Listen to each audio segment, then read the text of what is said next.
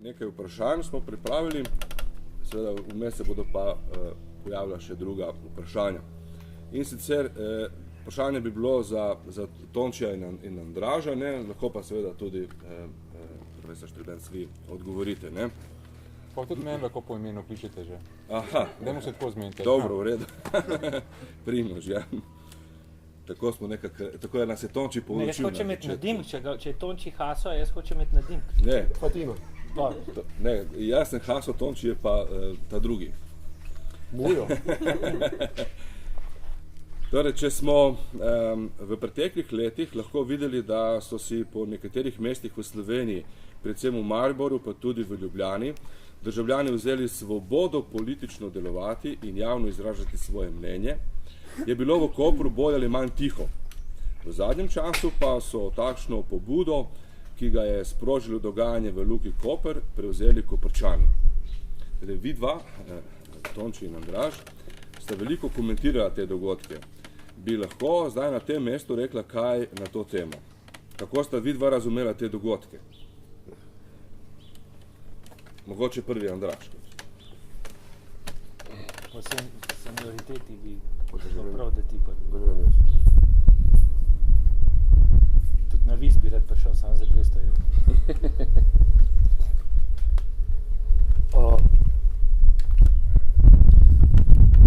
Po mojem, to, kar se zgodilo v Kopru, je zelo simptomatično in mislim, da je treba pričakovati ponavljanje. Vzorec pa se mi zdi, da je približno takšen, govorimo o formi dogodka. Začelo se je benigno, nepomembno, marginalno, na točki nekega postindustrijskega konflikta v nekem običajnem obratu. Skratka, gre za podjetniško zadevo, ki ima daljnosežne konsekvence. Namreč ni šlo toliko za vprašanje spopada med delom in kapitalom, odpovedal vse levičarske interpretacije. Pač pa so delavci skupaj z upravo stopili na eno stran, ubrali so bistvo in take zdaj, jaz to imenujem korporacija in v razumevanju postkapitalizma je korporacija srednja kategorija. Ko rečem podjetje, je treba misliti korporacija, ampak ne bom razdeloval, kaj to pomeni. In tisto, kar je bilo na drugi strani, s čem so se soočili, je bila bolj ali manj nekaj takega, kot so vladne inštitucije, lahko bi rekli korporacij, kajti danes govoriti o Sloveniji ali pa katerikoli ne več državi, je zelo pomembno. Ne izhajati iz tega, to ni bil spopad med podjetništvom in državo, pač pa z nižjo korporacijo in višjo korporacijo. Slovenija funkcionira kot korporacija, tako kot Nemčija, kot korporacija korporacij pa je Evropa. V kategorijah korporativnosti je treba misliti Zahod v dobi današnji, postpolitičnosti, postdržavnosti in tako naprej. Skratka, to je bil ta temeljni konflikt, ki pa sicer ima dolgo brado v smislu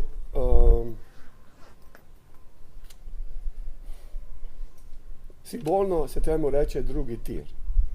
Okrog tega drugega tira je veliko spletenega in ena od pomembnih jezikovnih iger znotraj drugega tira je vprašanje razmerja med Primorsko in centru. To pomeni med periferijo, regijo, jaz pa to razumem po aristotelovsko, mestom in megamestom ali metropolo. V tem smislu gre za zelo pomemben tip novega spopadanja, ki več ni industrijski. Tisti, ki se tega industrijsko loti, pa bo skušal Marksove ali pa levičarske kategorije implementirati, pa bo interpretiral z kapitala, nič ne bo razumel. Skratka, to je temeljna struktura.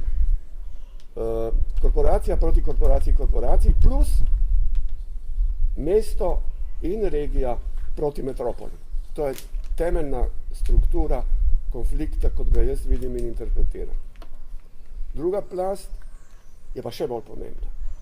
Da, na neki določeni točki sicer zelo zgodaj. Ta konflikt preide iz zamejenosti znotraj korporativnega direktno v mesto. To je za mene ključnega pomena. Se pravi, zaposleni, seveda govorimo o sindikatu, sindikalistih, sindikalnem delu, korporativnem delu, znotraj poslovnem in tako naprej, se naenkrat, razlogi so zelo preprosti, gre za iskanje podpore. Njim je jasno, da nimajo podpore ne znotraj kapitala, ne znotraj podjetnosti in oni morajo iti ven iz tega. To, da so šli ven, je to, kar jaz mislim, da je ključnega pomena v smislu politične interpretacije. Ko greš gledati, kam so šli, oni niso šli na ulice kar tako. Oni niso šli ne vem kam, ampak direktno v srce mesta. Zasedli so ta glavni škver, ta glavni trg. In tam se je zadeva dogajala.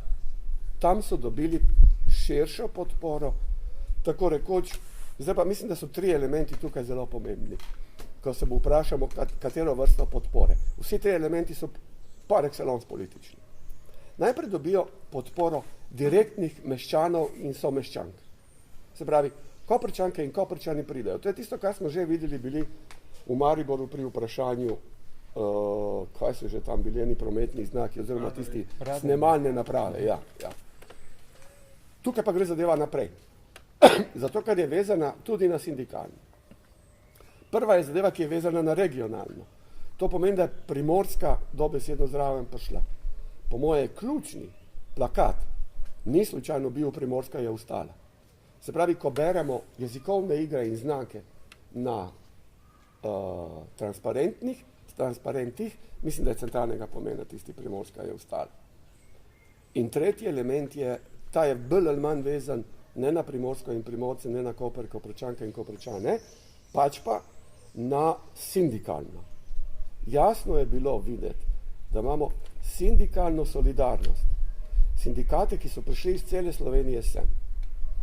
V tem smislu mislim, da gre za enormni simbolni dogodek, ki ga je kot model treba pričakovati tudi v prihodnje, seveda v različnih odtenkih, različnih odmerkih, ampak mislim, da je to tisto, kar je na nek način temeljna struktura. Pomanjkljivost, in s tem lahko sklenem, je seveda ta, da brž, ko so se ujagali v to, da so hoteli rešiti konflikt, ko so se šli pogajati z vlado, ko so šli na noge premijeru Cerarju, da je bil narejen dobesedno politični samomor. Ubesedili so to v stavku, ki se je glasil. Zdaj bomo opustili to, kar počnemo. Oni tega niso razumeli in ne razumejo, publika tudi ne kot politično delovanje. Oni so rekli to. Opustili bomo politično delovanje do septembra. Skratka, gremo na dopust. Oni to razumejo tipično tradicionalno industrijsko levičarsko in mislijo, da je vprašanje političnega delovanja zadeva delovnega mesta. Potem tako, ko delaš, tako tudi protestiraš in socialno učinkuješ. Ne razume, da je politično delovanje način življenja, v katerem ni dopusta. Oni so šli na dopust in na tej točki mislim, da je bilo konc. Zaenkrat. Zdaj pa, ko interpretiraš zakaj? Zato, ker so njihovi horizonti razumevanja, ker je njihova matrica razumevanja iz 19. stoletja. Razumejo zadevo kot zadevo kapitala, kot zadevo delavcev, kot zadevo znotraj podjetniškega in ne razumejo tistega, kar so naredili. Svojih lastnih dejanj, svojega lastnega delovanja niso razumeli. Nič novega in nič posebnega. Isto se je zgodilo v 80-ih. Nova družbena gibanja niso bili ne družbena in ne gibanja. To je bilo politično delovanje. Brž, ko so se razumela kot družbena gibanja, je bil konc. Kaj sem hotel reči tukaj? Tisto, o čemer nenehno govorimo, danes samo 3. dan. Je zelo pomembno, katere besede uporabljamo. Ali smo zmožni analitično misliti. Od tega, kako zadevo razumemo na ravnih besed, je odvisno, katera dejanja smo, z katerih dejanj smo zmožni, katere smotre smo zmožni postavljati in kaj smo mogli postoriti. Ni vseeno, ali nekaj imenujemo družbeno ali pa politično. Ni vseeno, ali razumemo nekaj kot gibanje ali pa razumemo kot delovanje. Imeli smo skratka opravka s političnim delovanjem, ki je samo sebe zadušilo in naredilo samomor, ko se je zaprlo v tem primeru v sindikalno delovanje. Tako jaz to razumem. Hvala. Andraž, še vi? Jaz se trudim, da bi me zanimali predvsem post festum, zdaj gledano za nazaj, za kar se zdi, da je ostalo spregledano, pa ne bi smelo ostati spregledano. Ostalo spregledano tako od ljudi, ki so se predstavljali upravičeno ali ne kot civilna družba, civilna iniciativa, od komentatorjev, od medijev, dejansko od celotnega družbenega telesa. Ne?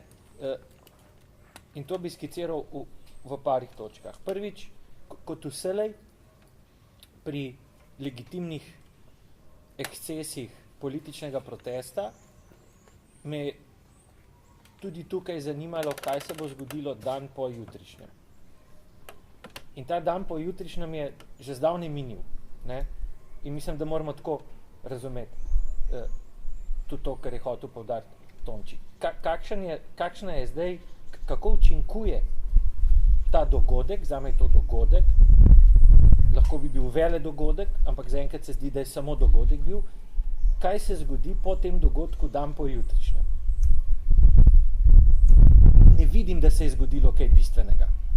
Na to, da se bo kaj zgodilo, nekako, vsaj jaz, mi vsi skupaj nekako še čakamo.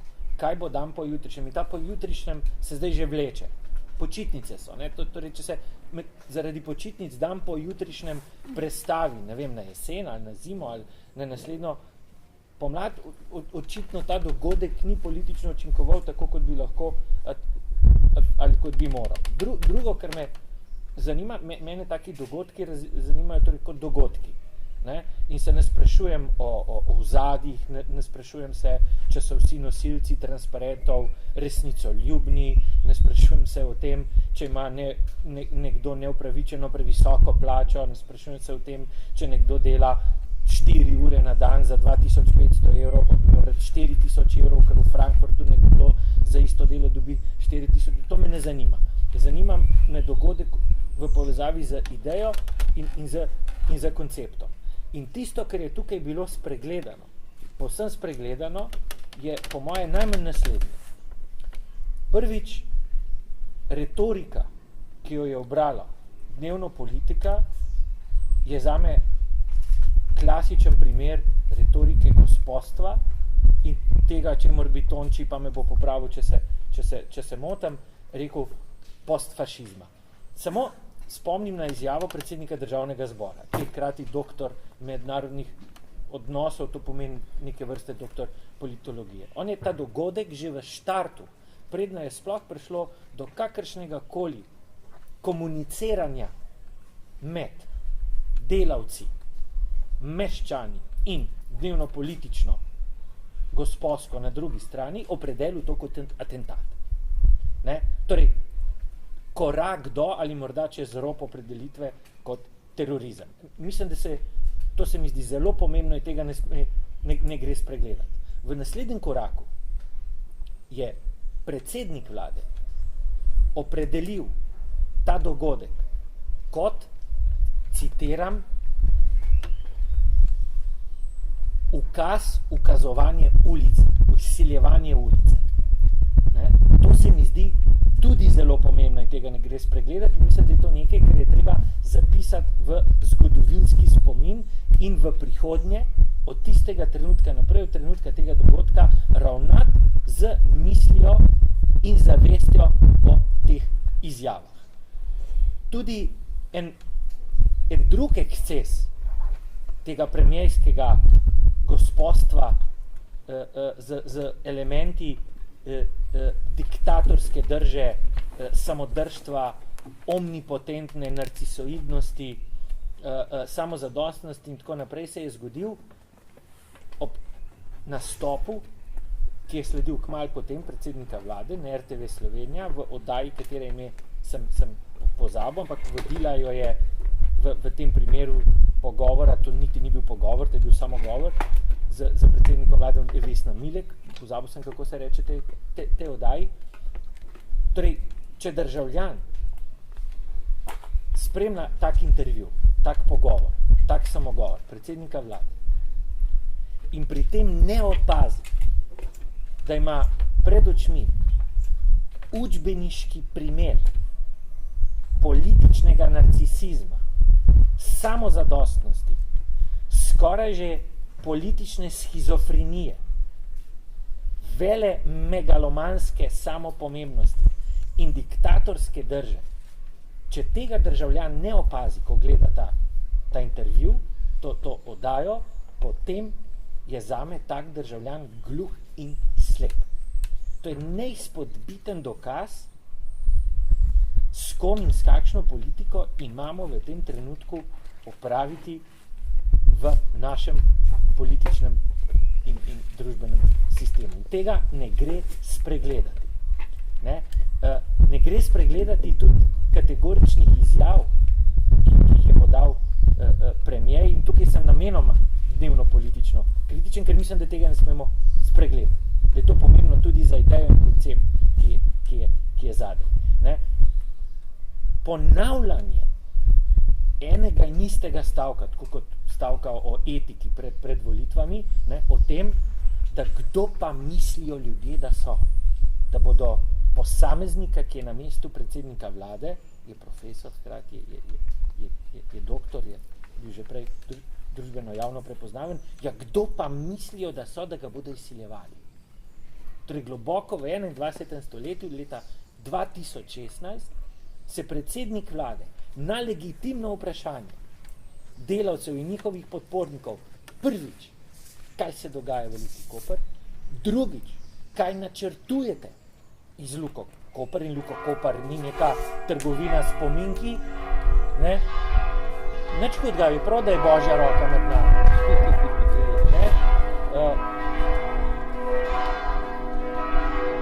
To je bilo prvo vprašanje.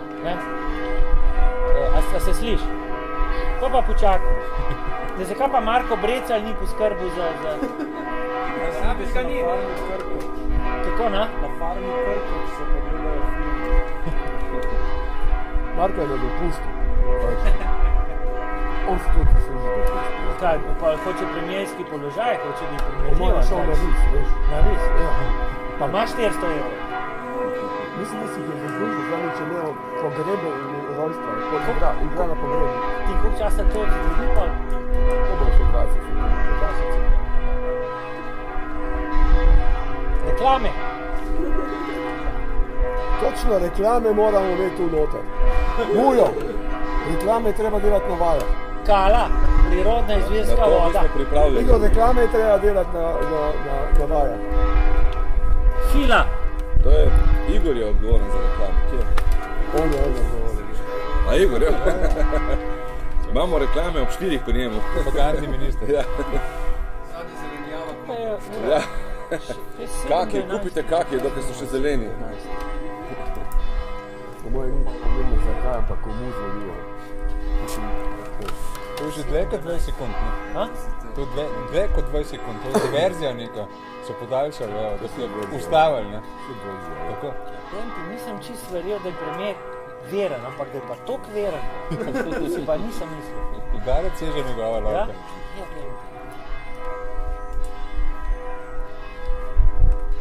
pa vse gremo lahko naprej, no. Da, volim na dve. Ja, voljum na 2 pa je. Ne. V glavnem, prvič, da ponovim, je bilo to vprašanje, kaj se dogaja v Luki Koper. Drugič, kaj načrtujete z Luko Koper, 2 politični vprašanji, in tretje je bilo vprašanje, samo pojasnite nam, zakaj se nek minister danes opredeli do vprašanja v zvezi z Luko Koper tako, kasneje drugače. Zakaj obstajata 2 dokumenta, pa je popolnoma nepomembno, a so to uradni dokumenti, a so to depeše, a so to elektronska sporočila med člani vlade. Legitimno vprašanje, zakaj obstajajo različni dokumenti. Zakaj v enem dokumentu en minister govori tako, v drugem dokumentu drug državni sekretar govori drugače. In še predno bi kdorkoli se odločil odgovoriti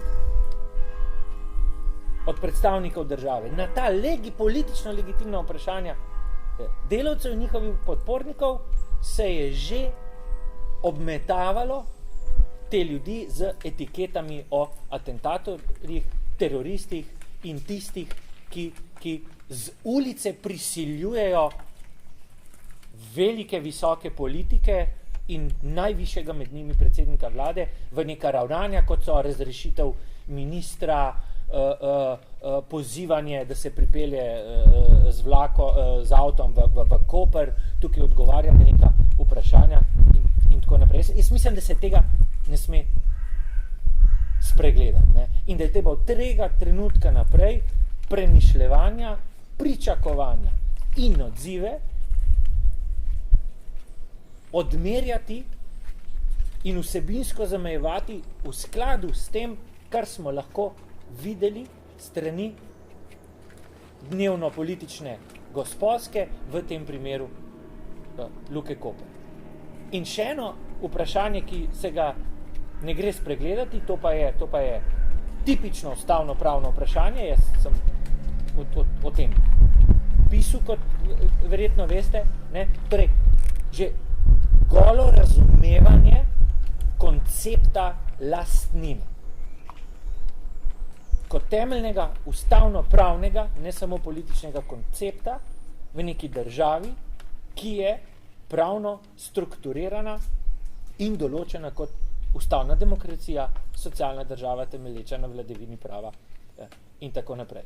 Torej, odkrilo in razkrilo se je, da Gosposka dejansko in njeni podporniki, predstavniki sodne veje oblasti in velika večina tudi pravnikov, ki so v službi te Gosposke, iskreno, ampak zato nič vam popolnoma zgrešeno, razume koncept lastnine v povezavi z državo na popolnoma enak način, kot razume koncept lastnine v povezavi s katerimkoli privatnim lastnikom.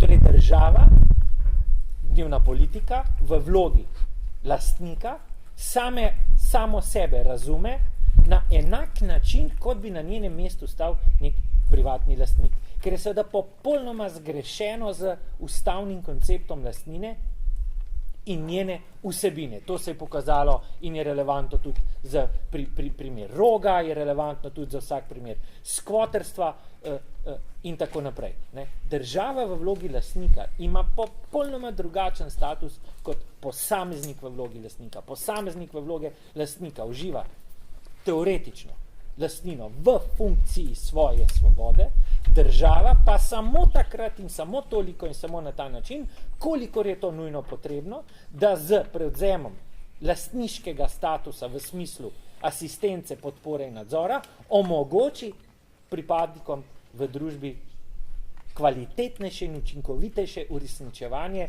te iste lastnine, ki de facto vedno in vselej pripada izključno samo njim. Torej v tem smislu država samo mandatar. In stavek, pustite državo v primeru, kajti ona je lastnik in se zato svobodno in avtonomno odloča, kaj bo počela svojo lastnino, je zame ne samo politični idiotizem, ampak tudi primer postfašistične retorike in miselnosti. In na te momente mislim, da absolutno ne smemo pozabiti in te poudarki so zame neka dejstva, empirično preverljiva in dokaziva družbena dejstva, ki nakazujejo o pospeševanju procesa razkroja demokracije, politične demokracije in enakosti že v samem jedru v Sloveniji. In to se pa seveda ne dogaja samo v Sloveniji, ampak tudi onkraj meja na področju celotne Evropske unije. Samo pomislimo na dogajanja in retoriko v zvezi z bankami, privatizacijo teh bank, razlaščanjem malih delničarjev in tako naprej, aktualni komunikaciji med slovensko vlado, Brusljem in ustavnim sodiščem v zvezi s tem, kaj se je dogajalo in a se je upravičeno dogajalo v NKBM in tako naprej. Mislim, da tega ne smemo spregledati. Hvala.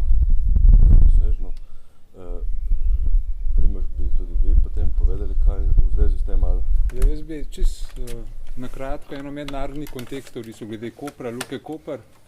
Zdaj sta sogovornika govorila o notranjih, predvsem o notranjih relacijah Zdaj pa mogoče bi pa veljalo nekaj povedati o kontekstu mednarodnem te Luke Koper, torej drugi tir je že Tonči, vas to menila, kaj s tem drugim tirom, zakaj se toliko pojavlja to, zakaj se toliko poudarja to vprašanje, zakaj naj bi ga Slovenija tako naglo gradila.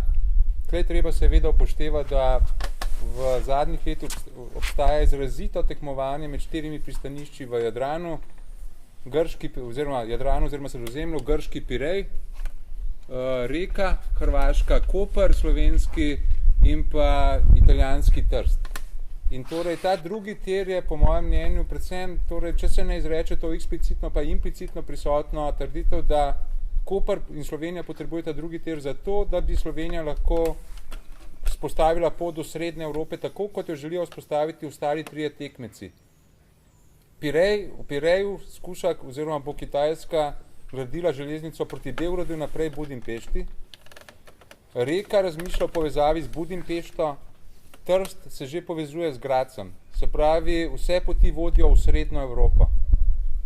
Tle Koper potrebuje, torej to je ta ves čas prisoten argument, da potrebuje drugi tir tudi za prodor v Srednjo Evropo. Kitajsko smo omenili, torej širša slika, to je ta ožja mednarodna, širša je pa seveda Kitajska.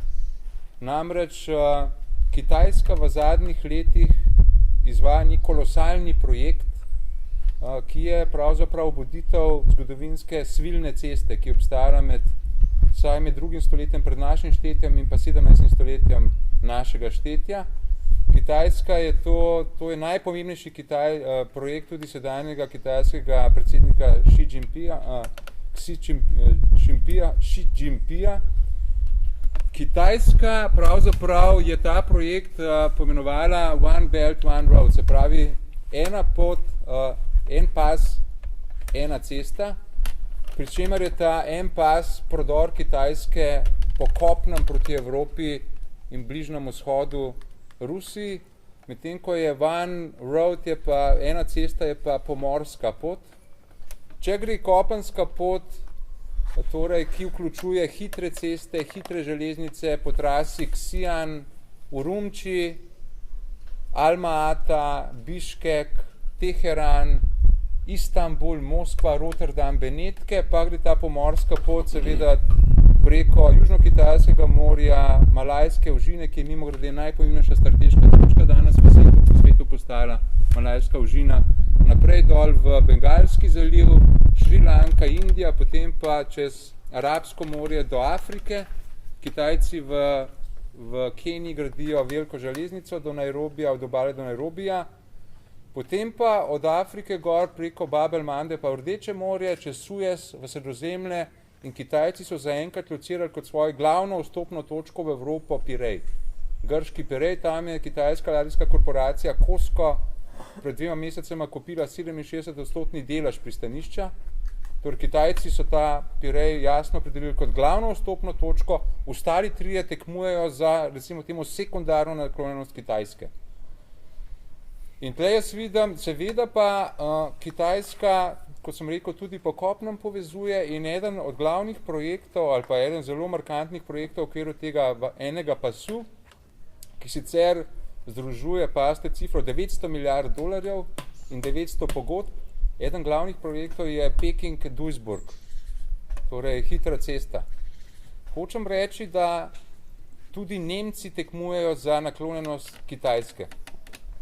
In tle, torej, verjetno se ne bomo zmotili, da rečemo, da seveda Hamburgu kot pristanišču ne leži kompeticija tekmovanje Kopra. Da Nemce moti to, da bi lahko Koper postal tle neka močna vstopna točka, čeprav seveda ne smemo idealizirati kitajskega vstopa, Kitajci ne prinašajo v socialnem smislu nič dobrega. Ko ta COSCO kitajski kupil 67% Pireja, so Grki hoteli v pogodbo da tudi neko zaščito delavskih pravic, Kitajci rekli, ne pride v poštev. Če hočete to vložiti, mi odstopimo od te pogodbe. Tako da, seveda, ne smemo idealizirati Kitajske, samo še en moment, treba se zavedati, da poteka velika tekma, torej med Kitajsko na eni strani in pa Rusijo in pa na drugi strani med ZDA. Torej, to je najpomembnejša tekma danes v mednarodnih odnosih. Kitajska preko tega enega pasu hoče združevati Evropo in Azijo v trgovinskem smislu. Evrazijski ekonomski prostor narediti, Rusija to v nekoliko manjši meri dela z Evrazijsko ekonomsko unijo. To, kar pa te dve sili delata, da Evropo in Azijo povezuje, to pa izrazito ne ustreza Ameriki. Ker Amerika se skuša pozicionirati kot glavna trgovinska sila, ki preko svoje zahodne obale in vzhodne obale ravno nasprotno dela, torej Azijo trgovinsko želi vleči proti svoji zahodni obali, to je Trans-Pacific Partnership, Evropa pa proti svoji vzhodni obali, se pravi Transatlantic Trade and Investment Partnership. Tako da tle je ta huda tekma med temi torej željami biti prvi v svetovni trgovini in biti center. In vse to je treba seveda upoštevati, če hočemo tudi konflikt v Ukrajini. Jaz sem sam to hotel. Hvala. Mogoče samo en stavek. Vprašanje trgovine, vprašanje kontrole morij, vprašanje kontrole zraka je bistveno manjše. Ko gre za trgovino, gre predvsem za kontrole morij, to pomeni v tem trenutku večji del morskih ožin. Od tukaj vedno bo spopad pri, ne vem, Suezu, ožini, o kateri je on govoril in tako naprej. To je treba misliti v kategorijah denarja, v finančnih kategorijah. Tisti, ki kontrolira trgovino, kontrolira finančno moč neke valute, denimo. V tem trenutku je rezervna svetovna valuta dolar. Če Američani izgubijo te morske poti, kontrolo, dolar gre down. Če dolar gre down, Amerika je mrtva. In to ne na srednji ali pa dolgi rok, ampak na kratki rok.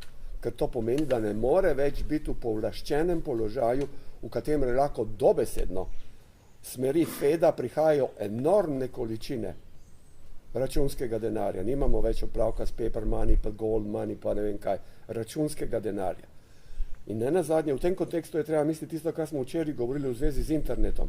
Internet nima nobene neposredne ali pa zelo pomembne zveze z našimi komunikacijami, da bi mi lahko govorili lepe besede, da bi se mi lahko socialno in politično organizirali. To so nus proizvodi, ki so odvisni in stojijo na problemu računskega denarja. Kako računske transakcije, megatransakcije, ki se nanašajo na tisoče trilijonov dolarjev, funkcionirajo.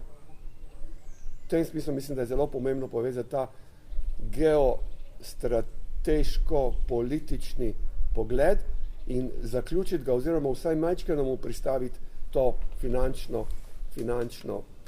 plat. Jaz bi temu samo še dva stavka, ko si ravno to odprl, torej, da to, kar Kitajska dela danes, pravzaprav ZDA nekako poskušajo prikazati kot nekaj nevarnega, agresivnega in tako naprej. Ampak Kitajska ne dela nič drugega, kar je tudi sama Amerika počela v 19. stoletju.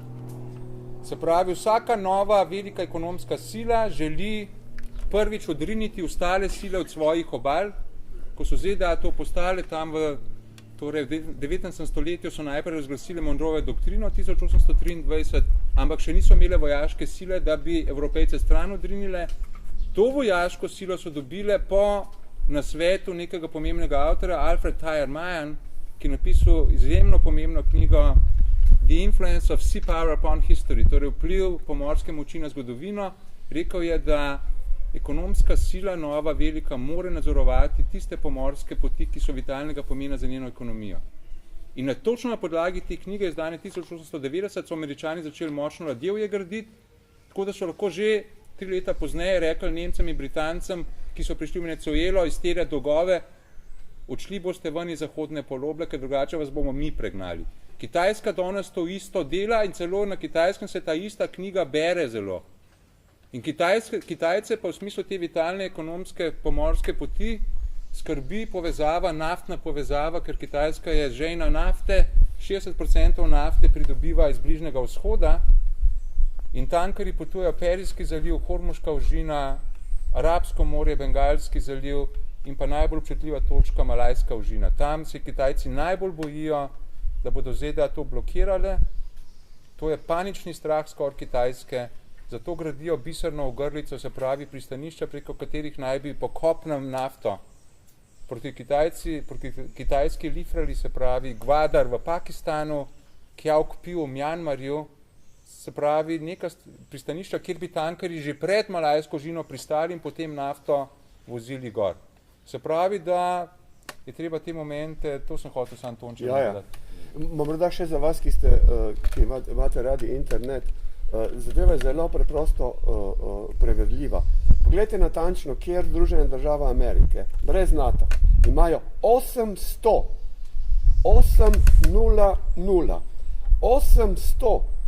znanih vojaških baz. Samo downloadajte, razmestitev vojaških baz in razmišljajte o malajski, malezijski, Bab el-Mandebu, Sueški in tako naprej, o žiljah. Kjer so koncentrirane te vojaške baze? To pomeni letališča, podmornice, letalske zadeve in seveda nuklearne konice. Tem se pogovarjamo, ne pogovarjamo se tukaj o nekih majhnih rečih. In to misliti v celoti je tisto, kar je naloga razumevanja. Drugače se današnjega ne več sveta ne da razumeti. Sicer pa to implicitno izhaja iz tega, kar smo oba s Primožem povedala. Če je kje pričakovati možnost začenjanja resne vojne, potem je to tam na tisti relaciji. To je vprašanje Koreje, to je vprašanje Filipinov, to je in Kitajska in Amerika. Tu nekje. In v povezavi s morskimi potmi, ki so pa vezane pol na trgovino, na finance in tako naprej. Zadeva ni preveč komplicirana, ampak je zelo dobro, da je kot splošni srednji kontekst razumete. Ko rečem srednji, potem obstaja še eden, to je Unigor in enormne investicije, ki se investirajo v razmestitev strateške oborožitve, bodi se na satelite ali pa na planete, ampak to je štorija, o kateri verjetno še niste mislili, mislim, da bi bila too much za današnji tip srečanja. Res je, ja.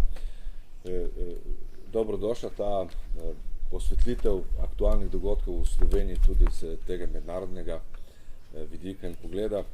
Bi pa imel še po eno pod vprašanje za Tončija in za Andraža, in sicer glede na to, da smo tukaj državljani Republike Slovenije ali pa vsaj tukaj bivamo, ne.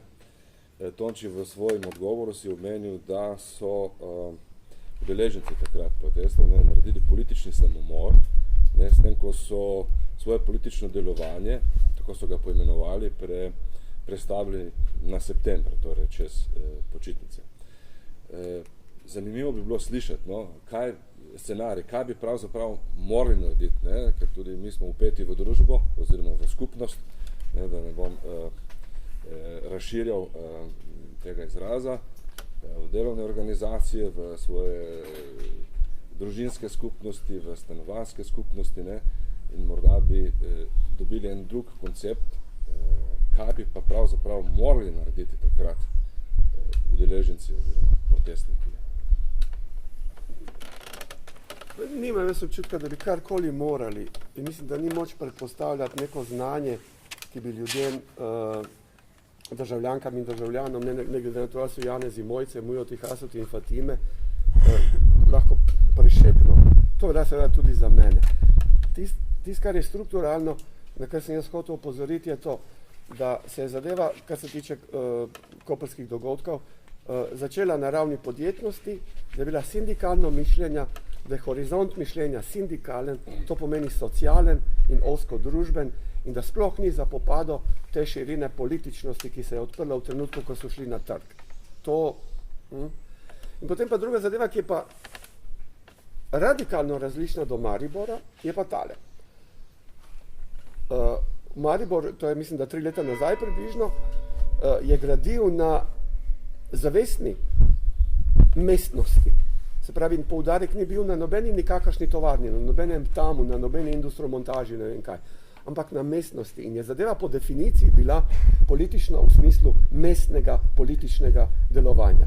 In iz te smeri je bilo zlahka videti in tudi moč pričakovati, da se bo zadeva zgodila na ravni posamičnega organiziranja vrtca, spalnih naselij. Zadeva je toliko šla, da so si bili priborili koščke zemlje za obdelavo v smislu za vrtičkanje in tako naprej. Skratka, zadeva je bila zelo široka, mestna. Tukaj je bila zadeva podjetništva. Tisti, ki so vodili, niso bili državljanke in državljani, niso bili, in mislim, da je to ključna zadeva, meščanke in meščani. Tisti, ki so to vodili, so se razumeli kot sindikalistke in sindikalistke in so na ravni skrajno oskega, in to je bil po moje razlog za to, kar jaz imenujem samomor, sindikalnega in socialnega popolnoma zaprli možnost, da bi zadeva postala politična v smislu meščanskega, koprščanskega, primorskega in tako naprej. Dokler ne bo druge situacije, da bo nekdo drug, meščanke in meščani, potegnili, to lahko razumemo in jaz to tako zastopim.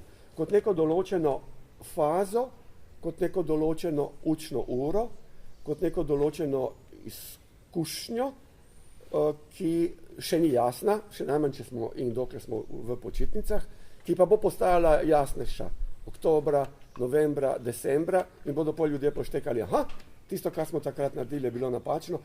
Takrat pa se bodo pojavljali ti odgovori, ki ti jih jaz ne morem dati. Lahko pa načeloma rečem to, kako si jaz predstavljam, in to je bilo že rečeno. To je vprašanje mestne samoorganizacije in vprašanje tega, kar jaz imenujem politično delovanje. In se veste, za nas, ki smo peripatetiki, je mesto, v katerem se lahko demokracija edino le dogaja, je mesto samo. Se pravi, topos demokracije je polis, ne pa podjetje. Podjetje je zadeva oikos in je po definiciji antipolitična, če govorim v grških kategorijah. Ampak za vas, ki ste že driljani bili par mesecev, to ne bi smel biti problem. Unim drugim pa žal ne morem po bližnici pojasniti. Ja, hvala, ja, mi res. Jaz razumem, kaj želiš povedati. Tako je mujo. Draž, v vašem odgovoru ste povedali, da smo spregledali, ne? Da je ostalo veliko tega spregledano. Zdi se, ali pa mogoče celo očitno, da smo spregledali, ne? Recimo predvsem narcisoidnost ali pa samozadostnost teh pa nepravilnost, ne, v pojmovanju državne lastnine, ne. Večina nas, če tako lahko rečem, neukih in preprostih državljanov je to spregledalo. Zdaj, če se naslanjam na Tončiv odgovor, on se je osredotočil na mesto, torej v nadaljevanju tega političnega delovanja je mesto. Kaj pa vi menite, kaj bi lahko naredili, da do takih spregledanj, ne, da ker ne znamo pravilno ovrednotiti politično delovanje od premijera, pa predsednika, pa tolmačenja, kaj bi lahko naredili v nadaljevanju državljani preprosti, da bi ne spregledali takih falerjev, da tako rečem, ne? Narcisoidnost in samozadostnost. Mislim, jaz takih direktnih nasvetov ne samo, da ne dajem, ampak se mi mogoče tudi samo vprašanje zdi malo neposrečeno. Ne? V prvih korakih, maraton se začne s koraki. Ja. In v prvih korakih je potrebno obračunati svojo lastno lenobo. Ne? Zdaj, če družbeno življenje poteka tako, da se zdi, kot da komuniciramo približno tako, mi, ki smo o nečem premislili in nekaj predlagali, smo čarovniki, tisti, ki znajo pa prav tako premišljevati, pa se jim ne ljubi, in prav tako brati, pa se jim tudi ne ljubi, ker so preleni, pa tega ne počnejo, bi radi, da pred njihovimi očmi nekaj začaramo. In ker je ta lenoba tako globoka, tako simptomatična in tako kronična, potem to, kar človek pripoveduje, doskrat dobi videz čarovnije. Treba je pa samo sploh v dobi interneta, ne se, ko smo mi študirali, niti interneta ni bilo. Smo se mogli s knjižnicam pomagati, pa tam brati knjige, ki jih ni bilo dopuščeno domov nositi, pa tako naprej. Danes imaš internet, ampak ljudje tega še vedno ne počnejo, ga ne uporabljajo televizijo in televizijske oddaje, ker noben komentar ni daljši od 3 do 7 minut. To, o čemer sem jaz pisal, je že vse napisano in človek zato, da to preštudira in celo razume, ne potrebuje več kot 1 ure. Tisto, kar se je tudi v tem primeru pokazalo, je, da je še vedno preveč ljudi, in to so običajno ti isti ljudje, in to so tudi tisti ljudje, ki ti rečejo, ne, te spremljamo, beremo, ste zelo fajn, veste, mi se z vami strinjamo. In si zelo fajn, dokler se s tabo strinjajo, čeprav se nimajo kaj strinjati, ker o zadevi nimajo blage veze in lahko samo poslušajo, si zapomnajo in zapišajo. Ampak to, kar se je ponovno pokazalo, je to, koliko ljudi je nezmožnih presegati mišljenje svojih lastnih kratkoročnih individualnih interesov in stopiti v polje mišljenja ideje. In tako se je tudi v tem primeru zgodilo, da so se posamezniki, ki sicer v življenju nosijo formo celo izobraženosti, morda celo v takih poklicih, ki sugerirajo na neko znanje, na neko pot učenja, kot je družboslovje in humanizem, da so pospremili en tak dogodek, kot je bil dogodek v Luki Koper, z enostavnim vprašanjem. Dober, pa so ti delavci mene kaj, ki sem delničar, kaj vprašali, če se strinjam z njihovo zaporo Luke Koper in bo zaradi tega moj profit, ki ga bom imel potem iz dividende na koncu leta nižji. Mislim, to je take ekscesi komunikacijski so tako globoko antidemokratičnosti, da vnaprej onemogočajo kakršenkoli demokratični diskurs. Se pa, in to sem že večkrat napisal, globoko strinjam s Tončem in z vsemi ostalimi, ki tako mislijo, da misliti demokracijo na način, ki naj bi dobil tudi neke praktične izpeljave, je najbrž ne samo na srednji, ampak tudi na dolgi rok, mogoče samo od lokalne, najniže lokalne ravni navzgor. Zato tudi jaz pozdravljam ideje, ne vsa konkretna dejanska ravnanja, ker pogoj biti vse le dobroveren in iskren. Ideje, kot so rok, skvoterstvo in v drugih mestih, ne, zapolniti prostor, ki je izpraznjen je pa zato, ker ga je izpraznila dnevno politična oblast, z vsebino, ki pritiče statusu državljana v družbi, ki naj bo demokratična. Torej zapolniti s političnim delovanjem, kadar država politično ne deluje. To je odgovor. Ta zadnji stavek je odgovor. Ja. Mislim, odgovori vse skupaj, ampak resnično to je zadetek na odgovor. Hvala tako, vama. kot je Odošič, najprej gre čez cel igrišče, pa vrže trojka v zadnji sekundi. Ja, je bilo, začeli bolj tako, malo, kaj zdaj to, ne, ampak je bilo, oba sta odprla, ne, odprla sta vprašanje, ne, mislim, kaj, odprli ste problem, kako bomo pa rešili ta problem, ne. Jaz bi imel še eno vprašanje za Primoža, pol bi pa prepustil prostor še zdaj čas za publiko, za poslušateljstvo, ne. Seveda, vprašanje velja tudi za v drugi vrsti, v prvi vrsti za Primoža, v drugo pa za oba ostala udeleženca. Torej, Primož, v zadnje čase se v medijih veliko govori o beguncih in tudi vi ste nastopili, ne? Veliko beguncev je prečkalo ozemlje Slovenije. To je aktualen dogodek in ste to pozorno spremljali, ne? Aktualna je bila zelo postavitev bodeče žice na meji s Hrvaško, pa izbruh ksenofobije pri velikem delu prebivalcev Slovenije, ne, zaradi pri nekaterih političnih strankah. No, bi nam lahko na tem mestu zdaj rekli nekaj v zvezi s to temo. Seveda, potem pa, če bi imela še druga dva, kaj. Ja, res je. Zdaj smo malo pozabili na to krizo, čeprav počasi nas spet opozarjajo, da se morda lahko zopet razvija, da lahko Turčija spusti te begunce. Ampak še nekaj mesecev ali pol leta nazaj je bila pa ta zgodba zelo akutna. In Slovenija se je celo nekako začela postavljati kot v nek defenziven položaj, kjer se je treba braniti pred barbari. Torej, prebivalstvo nasplošno, tudi študenti Fakultete za menedžment v Celju so bili zelo kritični do teh beguncev. Tudi vprašanja so bila, zakaj pa kakajo tam na popoti in tako naprej, če malo analiziram.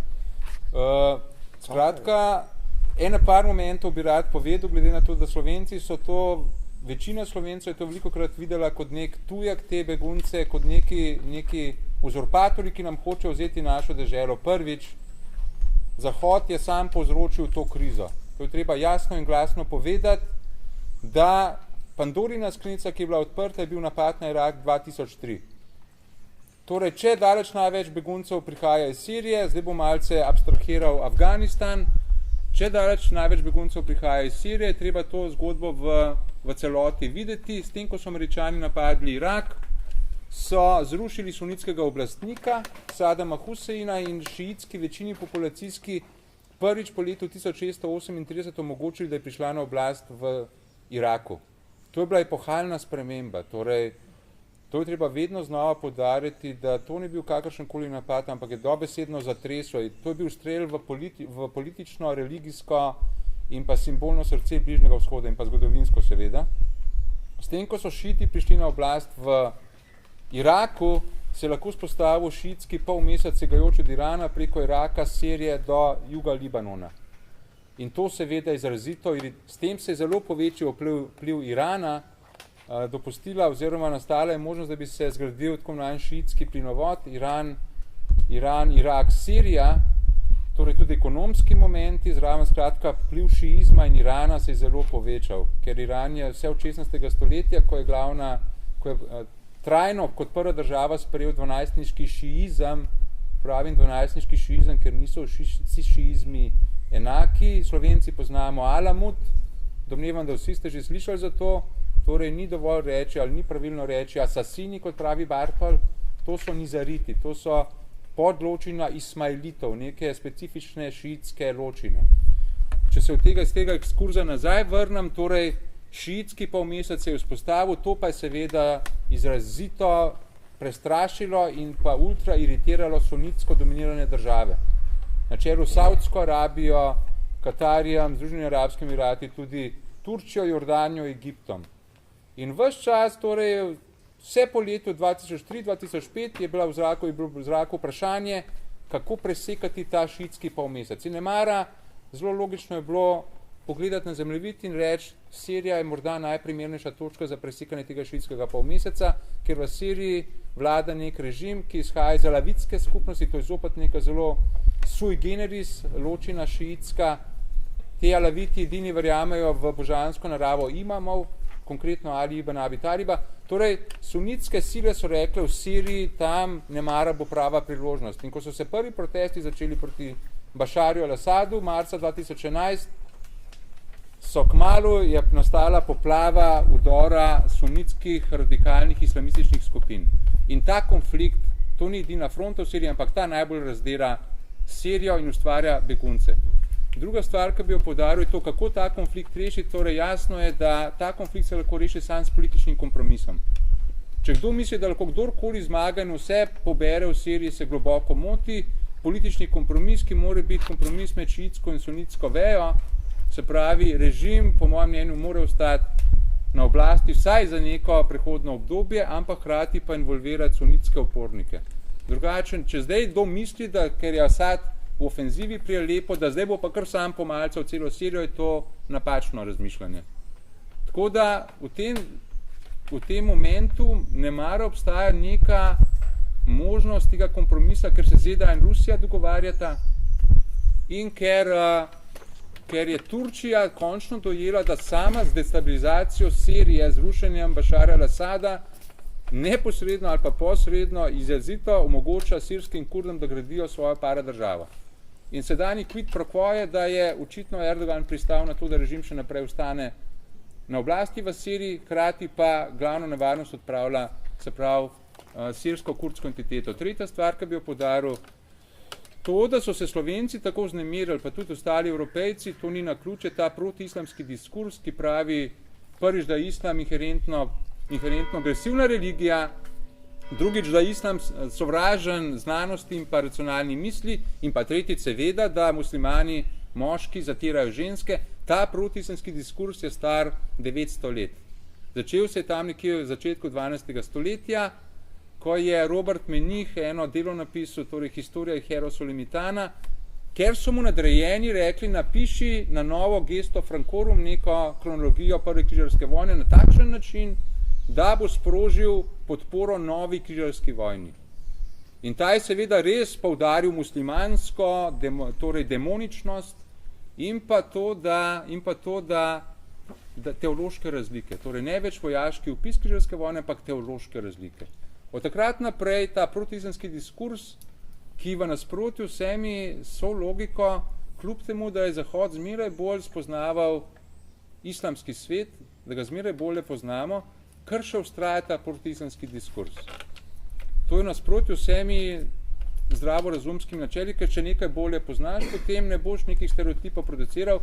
Zakaj se producirajo? Ker jih neke specifične politične, družbene skupine reproducirajo zaradi svojih lastnih interesov.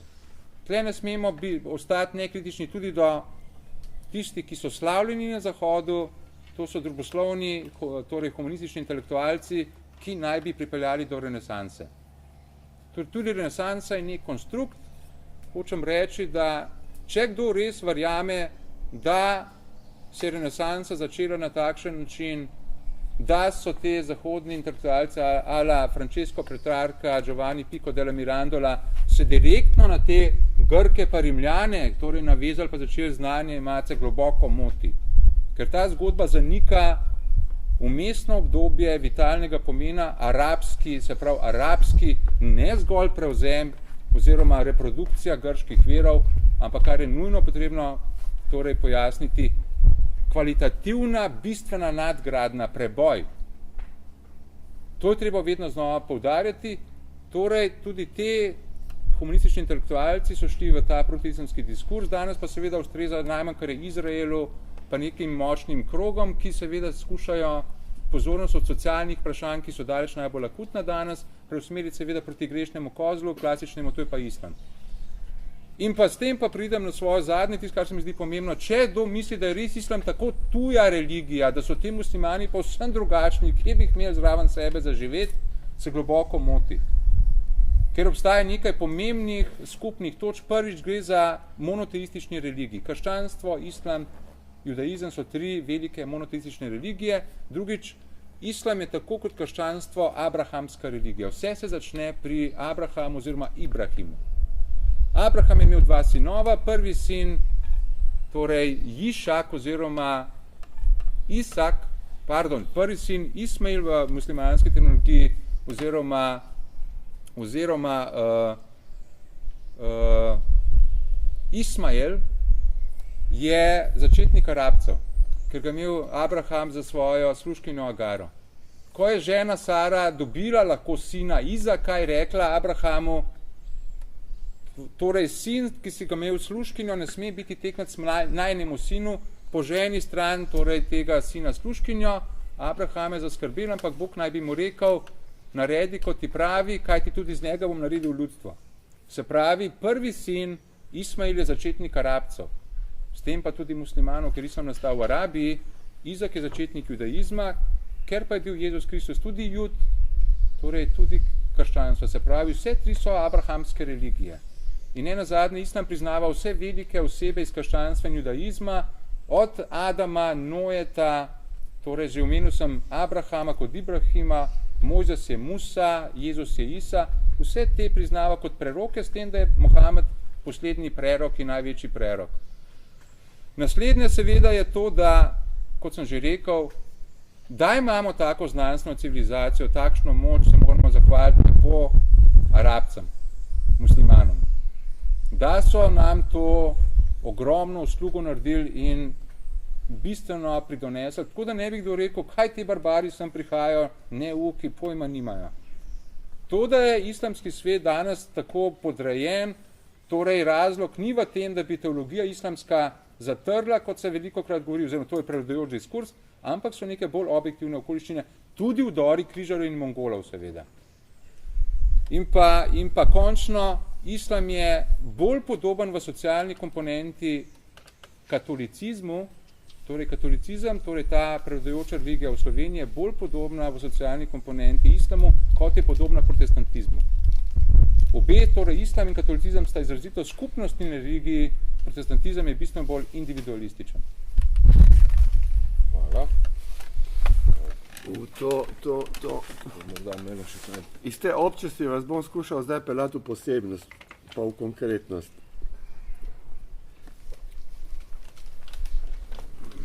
Mi Aristotelovih del ne bi imeli, če ne bi bilo tega, kar je Primož omenil.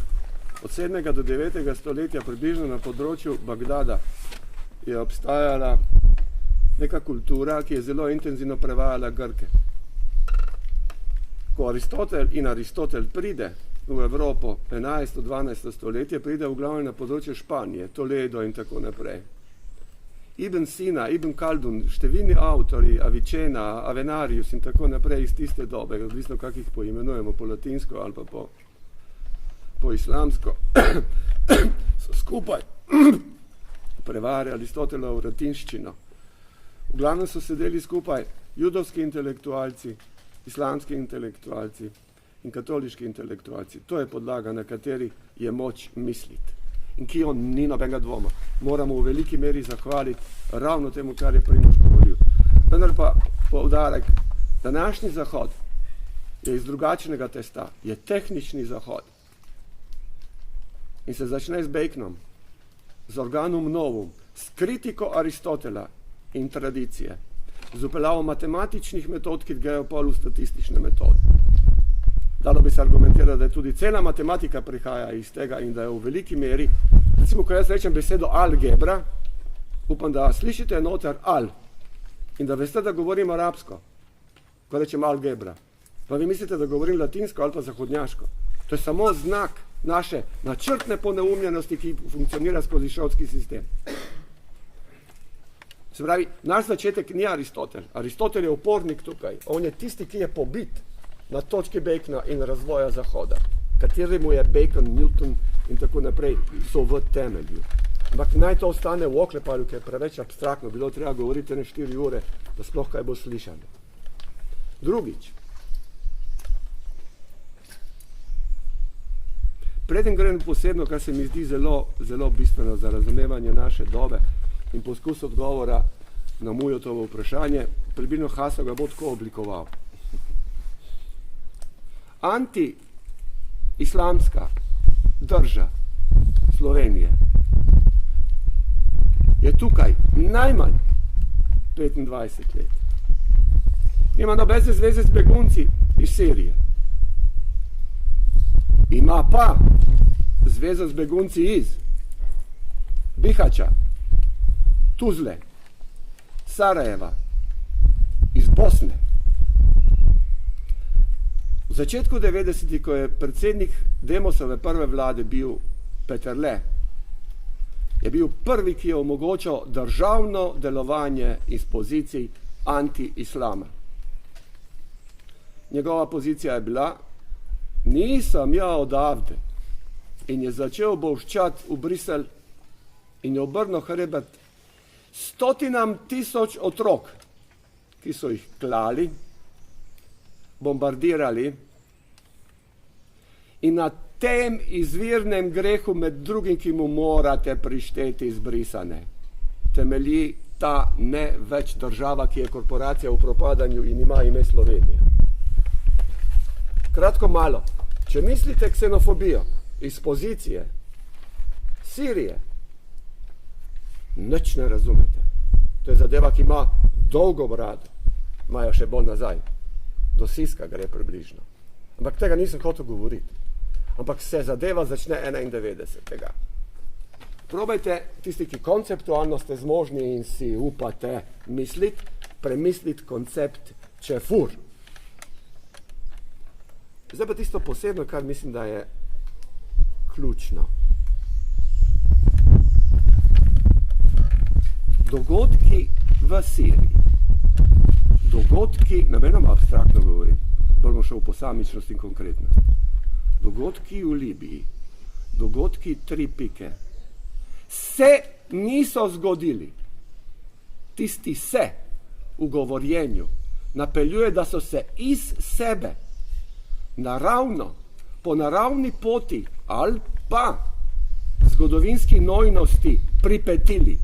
Niso se pripetili, so bili pripeteni. Temu se reče false flag operations, covert operations. Ena zadnjih med temi je bila tudi v Ukrajini, s pomočjo katere vemo, da je na oblast pripeljan fašistični režim. False flag operations so rezultat podaljšek gladio operacij, ki funkcionirajo od končevanja druge svetovne vojne in ki so temeljna forma delovanja NATO in CIA. Zadnja najbolj intenzivna faza traja četrt stoletja in danes imamo možnost, da razumemo dosti bolj jasno in konkretno razpadanje Jugoslavije. Jugoslavija ni razpadla se. Jugoslavija je bila razpadena.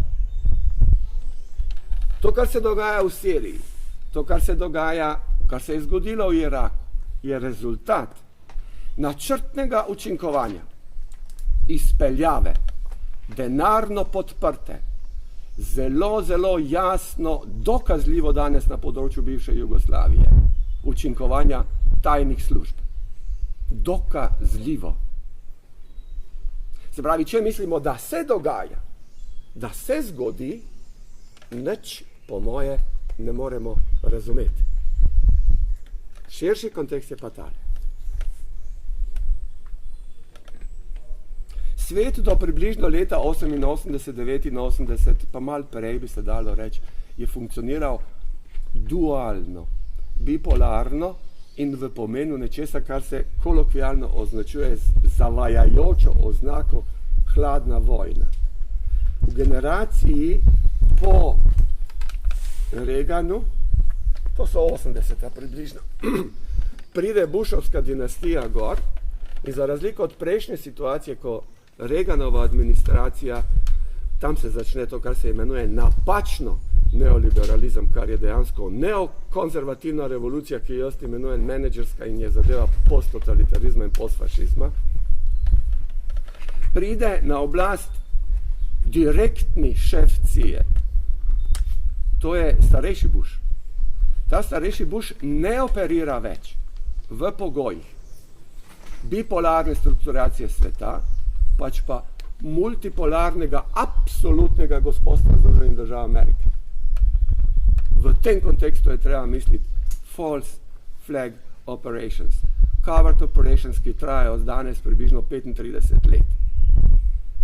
In so povezane dobesedno z nečim takim, kot je razširjanje imperija proti vzhodu in jugu. V trenutku, ko pade Sovjetska zveza, ko pade komunizem, tudi Kitajska je v unem trenutku bila tako ali drugače nitko in ništa. Tudi zgodovinsko je zelo malo pomenila.